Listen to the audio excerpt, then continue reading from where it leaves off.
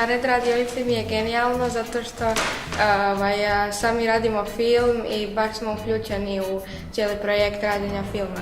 Pa meni je ovdje jako zabavno, zato što volim filmove i zanima me kako se isto rade. Ovo mi je treći put i svake godine probam nešto drugo. Voditelji su super i drago mi je da ne pričaju samo oni, već i mi surađujemo s njima. Proces rada sam usmislio na način da radimo sve zajedno. Znači to nije da ja i moje kolege voditelji ćemo mi sad snimati taj film i njima da oni gledaju, nego oni sve sami. Moja uloga je režiser i sviđa se mi jako. Sad smo u šumi pored Lungomarea u Puli i Red radionica je super, snimamo film. Uglavnom ja se jako dobro zabavljam. Prošle godine sam bila već jedanput i bila sam isto u snimanju. Bilo nas je dosta i bilo je jako zabavno i tako i ove godine. Svi se trude, svi rade, tako da je dobro. Ja mislim da bi se sva djeca trebala prijaviti na radionice kojih zanima film, montaža i tako dalje. Zato jer je ovdje jako zabavno, svi se zabavljamo, prijatelji smo svi, baš nam je super.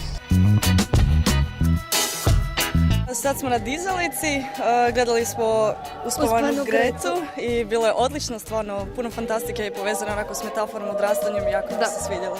Pa sama posebnost dizalice je upravo ova lokacija gdje se nalazimo, u samom centru grada, prekrasna terasa, prekrasan prostor. Super je, odlično, baš je, ples je odličan i opušteno je i lijepo je. Mirnije nego u areni, a isto je pod zvijezdama. Dizalica jest program koji je prilagođen mlađima, ali ovdje ima vrlo različite publike, što je zapravo i još dodatna posebnost toga.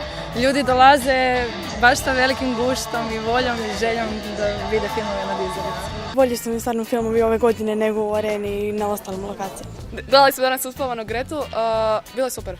Iskreno, ne znam, ja sam tu došla, trebala sam otići danas, drago mi da nisam. Pozivam sve mlade i one koji se tako osjećaju da dođu iduće godine na dizalicu, pripremit ćemo još bolji i veći program samo za vas.